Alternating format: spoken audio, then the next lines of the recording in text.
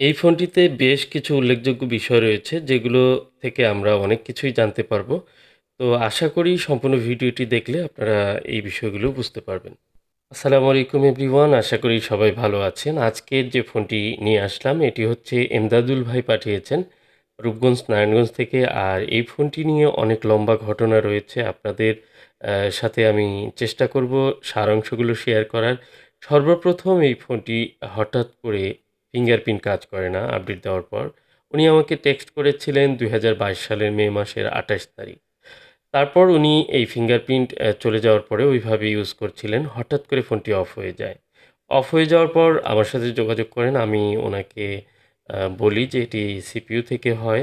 যেহেতু অনেকদিন আগে আপনারা জানেন যে ২০২২ সালে তখন প্রায় প্রথম এই প্রবলেমগুলো বেশি হচ্ছে। তো আমি বলি যে এটি রিবোলিংয়ের মাধ্যমে সলভ হবে। আপনি চাইলে আমার কাছে নিয়ে আসতে পারেন অথবা পাঠিয়ে দিতে পারেন। যা হোক, উনার কাছে ফিন্যান্সিয়াল কিছু সমস্যার কারণে উনি এই ফোনটি ঢাকাতে দেখান এবং কি ৳২৫০০ উনি ঢাকাতে কাজটি করতে দেন। তো উনার ফোনটি রিপেয়ার করতে গিয়ে দেখুন, এই যে ফোনটির বেশ কিছু বিষয় রয়েছে। এখানে ক্যামেরার নিচে যে কপারের পেপার থাকে সেটি কিন্তু শর্ট হয়ে যায়। এখানে পাওয়ার আইসির এখানে যে ক্যাপাসিটরের ভোল্টেজগুলো সেগুলো কিন্তু শর্ট হয়ে যাবে। যখনই চাপ লাগবে তখনই কিন্তু বারবার শর্ট হবে। এই সমস্যাগুলো কিন্তু এই ফোনটিতে বর্তমানে আমি মনে হচ্ছে এবং শর্ট আছে এই ফোনটিতে।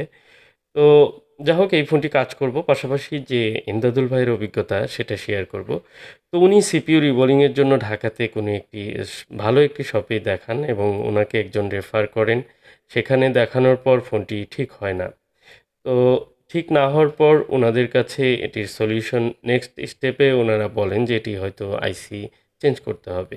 সেক্ষেত্রে ওনার নতুন করে আইসির কাজের জন্য এই ফোনটিতে আবার ৳৫,৫০০ বিল করা হয় এবং কি সেই সময়ে ৳৫,৫০০ উনার কাছে খুবই কষ্টকর ছিল, যেহেতু উনি ধার করে টাকাটি শুধুমাত্র ৳২৫০০ অ্যারেঞ্জ করতে উনার খুব কষ্ট হচ্ছিল। তো এক পর্যায়ে উনি ফোনটি তারপরেও ঠিক করতে রাজি হন এবং কি সেই ফোনটি কিন্তু এক পর্যায়ে আর ঠিক হয় না।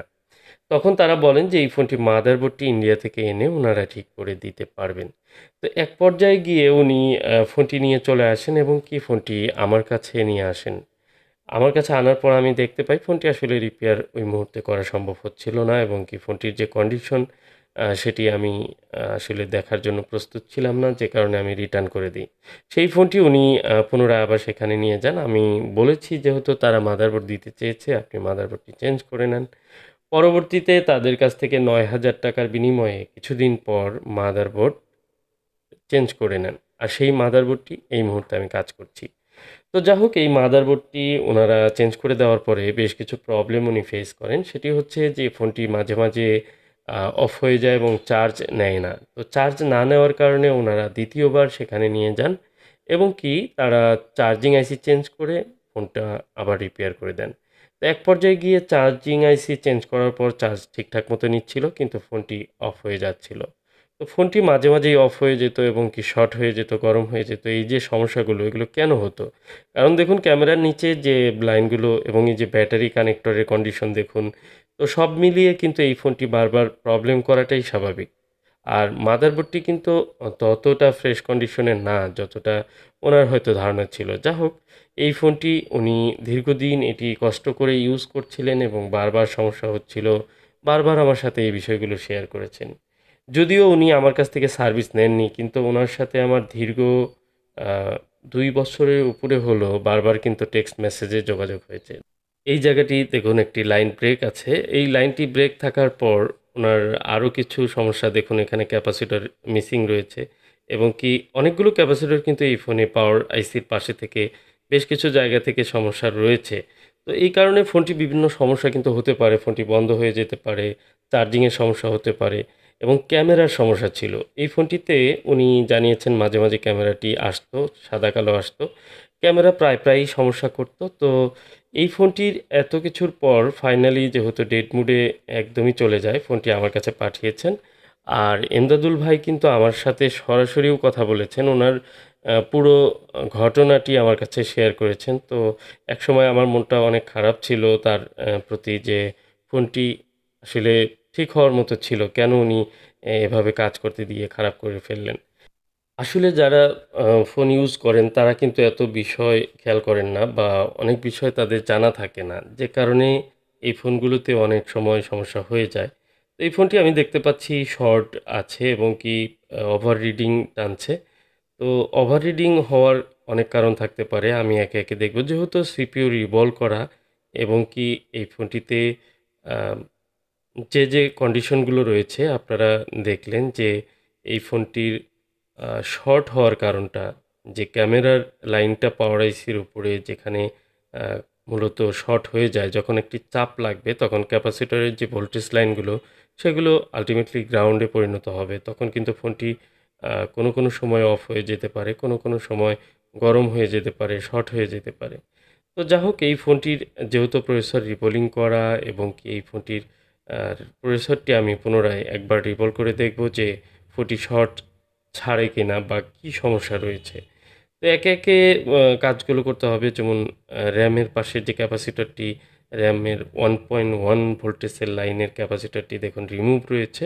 তো এই ক্যাপাসিটরের লাইনটি আমার অবশ্যই ক্যাপাসিটর লাগিয়ে দিতে হবে এবং কি অন্যান্য জিনিসগুলো আমাকে চেক করতে হবে এবং ক্যামেরার লাইনে কী সমস্যা রয়েছে সেই বিষয়গুলো দেখতে হবে এবং কি ফোনটি আসলে কি সিপিইউ থেকে শর্ট হচ্ছে কিনা সেই বিষয়টিও খুব নিখুঁতভাবে দেখতে হবে। সব মিলিয়ে ফোনটি রান করার সর্বাত্মক চেষ্টা করব। যেহেতু এমদাদুল ভাই কিন্তু অলরেডি কিন্তু অনেক টাকা আ ক্ষতিগ্রস্ত হয়েছেন এই ফোনটির পেছনে এবং উনার অনেক তিক্ত অভিজ্ঞতা হয়েছে এই ফোনটি নিয়ে। আমার সাথে যেহেতু দীর্ঘ সময় যাবত উনি বিষয়গুলো শেয়ার করেছেন, তো নতুন করে কিছু বলার নাই উনার। উনি জাস্ট ফোনটি আমার কাছে পাঠিয়ে দিয়েছেন। আমি আমার সাধ্য অনুযায়ী চেষ্টা করছি যে ফোনটি কোনোভাবে রিকভারি করে আ ব্যবহার করার উপযোগী করা যায় কিনা এবং কি সেটি স্বল্প মূল্যে করার চেষ্টা করে থাকব। কারণ হচ্ছে যে এই ফোনটিতে উনি অনেক টাকাই খরচ করেছেন ইতিমধ্যে। তো ফোনটির যে প্রসেসর রিভলিং এবং কি আ মাদারবোর্ডের যে লাইনগুলো সেগুলো কিন্তু বেশ ভালো রয়েছে। আশা করি ফোনটি রান হবে এবং কন্ডিশনটি ভালো থাকবে। আর মাঝে এ ধরনের ভিডিওগুলো শেয়ার করি কারণ অনেক ধরনের ভিডিওই কিন্তু শেয়ার করতে পারি। সবগুলো শেয়ার করা হয় না। আর অনেক অ্যা যেমন আপনারা হয়তো অবাক হবেন শুনে যে গতকালকে আমার কাছে এক ভাই এসেছেন। উনারা দুজন এসেছেন সুদূর চট্টগ্রাম থেকে। চট্টগ্রাম থেকে টাঙ্গাইলে শুধু একটি মোবাইল রিপেয়ারের জন্য আসা এটি কিন্তু উনাদের জন্য অনেক বড় একটি ব্যাপার যে এত লম্বা জার্নি করে ট্রেনে জার্নি করে এসেছেন। আর আমার কাছে এটি অনেক বড় পাওয়া যে এত দূর থেকে উনি কষ্ট করে এসেছেন। যদিও আমি বলেছিলাম যারাই দূর থেকে আসবেন বা কাছ থেকেই আসবেন, আসার আগে আপনার ফোন সম্পর্কে ডিটেইলস আপনারা বলবেন। তো দেখুন এই ফোনটির আমি দেখতে পাচ্ছি পাওয়ার সেকশনে ওভারহিটিং হচ্ছে এবং মূলত মাদারবোর্ডটি উল্টিয়ে দেখলাম এটি হচ্ছে স্টোরেজ আইসি। এই ইউএফএসটি গরম হয়ে যাচ্ছে। তো স্টোরেজ আইসি শর্ট হয়ে যাচ্ছে সম্ভবত। আর এই যে অংশটি শর্ট হচ্ছে এটি হচ্ছে একটি ভোল্টেজ লাইনের অংশ। তো স্টোরেজ আইসি যদি শর্ট হয়ে যায় সেক্ষেত্রে আমাকে সেটা রিপ্লেস করতে হবে। তো আমি দেখব পরবর্তী স্টেজ। তো আসলে অনেক লম্বা সময় নিয়ে এই ফোনটিতে আমার কাজ করতে হয়েছে। আর সম্পূর্ণ ভিডিওটি শেয়ার করাও সম্ভব হয়নি। আমি অলরেডি কিন্তু এই ফোনটিতে আম যে সমস্ত টুকিটাকি বিষয়গুলো ছিল সবকিছু কাজ করেছি। সময় নিয়ে লম্বা সময় নিয়ে কাজ করতে হয়েছে। এবং এই যে লাইনটি এটি কিন্তু একটি ক্যামেরার লাইন। এখানে যে লাইনটি ব্রেক হয়েছে, মানে আমি এই ফোনটিতে যখন আ সম্পূর্ণ নতুন সিপিইউ, স্টোরেজ সবকিছু লাগিয়ে চেক করলাম ফোনটি অন হয়েছে বাট এই ফোনটিতে ক্যামেরা প্রবলেম ছিল। পরবর্তীতে আমি ক্যামেরার লাইনটি দেখি যে সরাসরি প্রাইমারি ক্যামেরার যে লাইনটি সেটি কিন্তু এখানে কেটে ফেলা হয়েছে বা স্টিলের যে শেল কাটিং করতে গিয়ে হয়তো ব্রেক হয়েছে। তো সেই জায়গাটি আমি রিকভার করে দিলাম এবং কি এই ফোনটিতে সবচেয়ে বড় একটি সমস্যা ছিল সেটি হচ্ছে যে চার্জিং আইসি চেঞ্জ করেছিলেন যারা হয়তো কোনো সমস্যা আছে যে কারণে চার্জ হয় কিন্তু ইউএসবি পায় না। তো এই ফোনটিতে আমি নতুন সিপিইউ লাগিয়ে ইডিএল মোডে কিন্তু এটি ফ্লাশ করে সিপিইউ কিন্তু আমি আ ফোনটা কিন্তু রান করতে পেরেছি। বাট এই ফোনটিতে অন মোডে যেমন ফাস্ট বুট মোড অথবা ডায়াগনস্টিক পোর্টে যে কাজ করতে হয় সেই কাজগুলো কিন্তু আমি করতে পারিনি।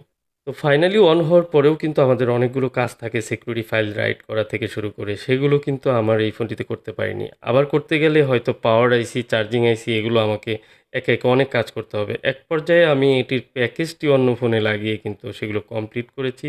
এরপর আবার এই ফোনের ভিতরে সিপিইউ, স্টোরেজ সবকিছু লাগিয়ে কিন্তু ফোনটি রান করেছি। কারণ আমি চাইনি যে এই ফোনটিতে আর খরচ বাড়াতে। যা হোক আমার পরিশ্রম একটু বেশি হয়েছে। তারপরেও চেষ্টা করেছি ফোনটি কমপ্লিট করে দেওয়ার।